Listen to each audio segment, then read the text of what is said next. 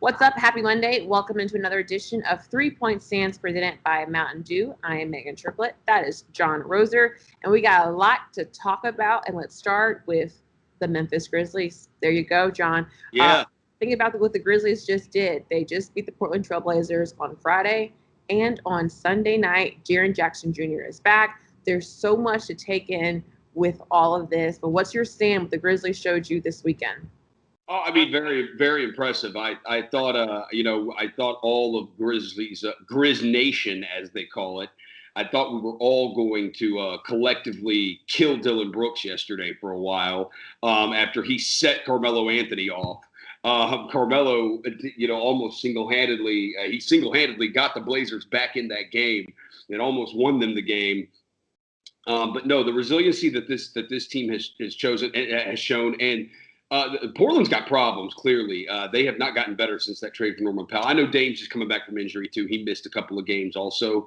But really, the guy who's killed the Grizzlies has been C.J. McCollum. But what the Grizzlies showed, and it's just been, Grayson's shot has not been falling these last couple of games, and he was an unmitigated disaster at the end of yesterday's game. He was a nightmare. But Xavier Tillman has been unbelievable. The production they're getting from the rookies, whether it's been Desmond Bane and now Xavier Tillman, this month of April, it feels like Xavier Tillman's been unbelievable for them. They got Valanciunas back yesterday. Tonight, I believe, is the first time we're going to see.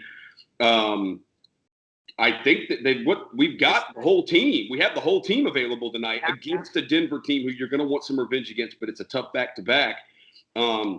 Ja's been absolutely unbelievable. Not only has he got to the free throw line these last couple of games, these last two games against Portland, he's actually made most of them these last couple of games, especially down the stretch yesterday.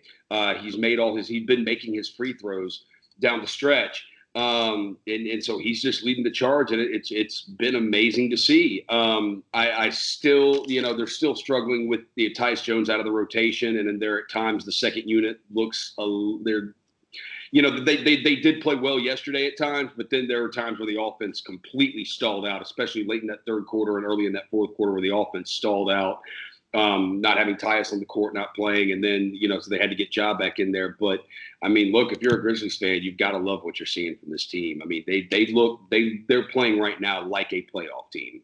Yeah, you went into the weekend thinking, okay, what is this Grizzlies team going to be able to do against this Portland Trailblazers group, especially coming off of that Clippers game? And I think, obviously, there's still some things that they can do to get better. There's still some missing pieces and some holes that you want to see the team improve on. But coming out of the weekend, the biggest thing is that you got to see a chance to the Grizzlies close a game. There are times where, especially at end of games, and yesterday too, where it gets really, really frustrating. Like, what are you guys doing? Like, they do young, dumb stuff. Mm-hmm. Kyle Anderson trying to throw that lob to Ja. There was absolutely no reason to throw that lob. Dylan Brooks taking a shot with 12 seconds still on the shot clock when you've got a pretty comfortable lead. And you look up at one point, and they got a chance, I think, to make it a one-possession game with 35 seconds left. And if neither of those had happened, well, then you'd be sitting there with, instead of 35 seconds on the clock, you'd be sitting there at 24 seconds on the clock, and you'd have complete control, and they would have to be forced to play the foul game with you. So there are very frustrating and young team things they do. But, look, this is all part of the growing process, and they're getting wins out of it. Yeah, that's all that matters, and hopefully you can end this road trip with a victory. They're 4-2 right now. They're in Denver. The Nuggets will be without Will Barton. That's a player that, got going early when we played them last week.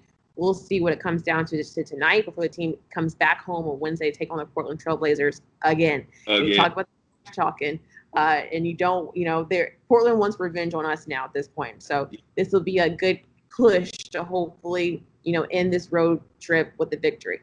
Let's move on now to another player who's had a great week. We talked about John Morant, who's been playing tremendous these last couple of games. Well, another player who's been playing lights out is Steph Curry. Now, let's see here. Steph Curry is shooting 14 threes per game in the month of April, is making 6.5 of them for 47.2%.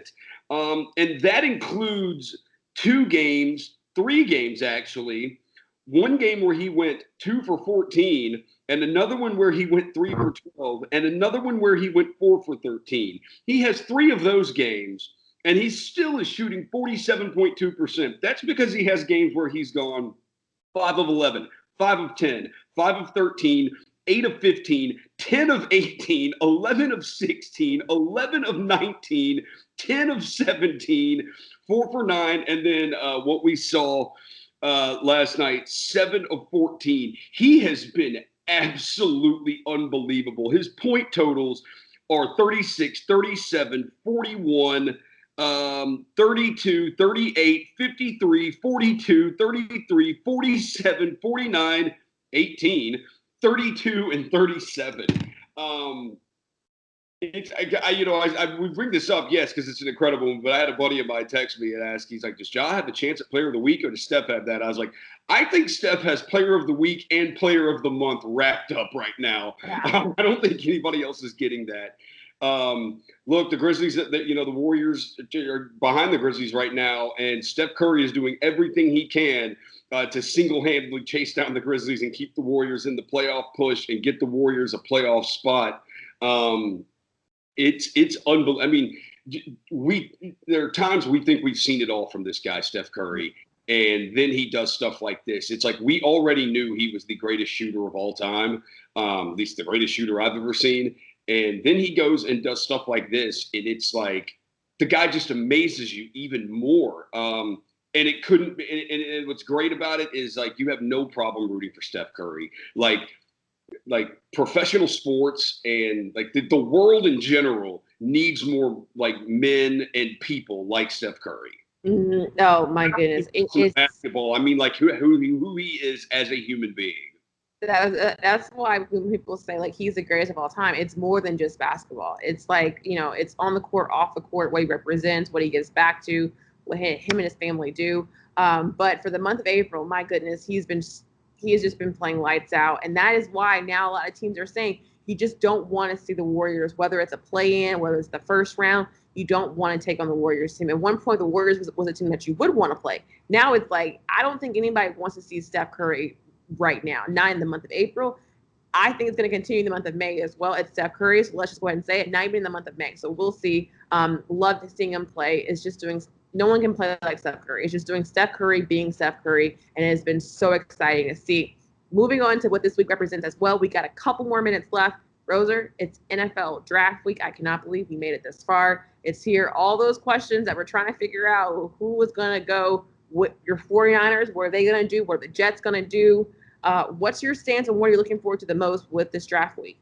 Well, obviously, to see the 49ers are going to take it 3. It appears Ian Rappaport from the NFL Network has said that it is down to Mac Jones and Trey Lance. Look, I don't know anything about Trey Lance. He played at North Dakota State. So, I mean, it's just the only thing I've said about it is they've got to hit it. I do think Mac Jones is really good. I think Mac Jones is the second best quarterback in the draft. And, look, I'm going to be happy. I'll probably be one of the only 49ers fans that's happy with drafting Mac Jones because I know the majority of them want Justin Fields. And I love Justin Fields, too. The guy made me a lot of money at Ohio State. So I'd love it if they drafted Justin Fields, too, because I also have a wager on them taking Justin Fields.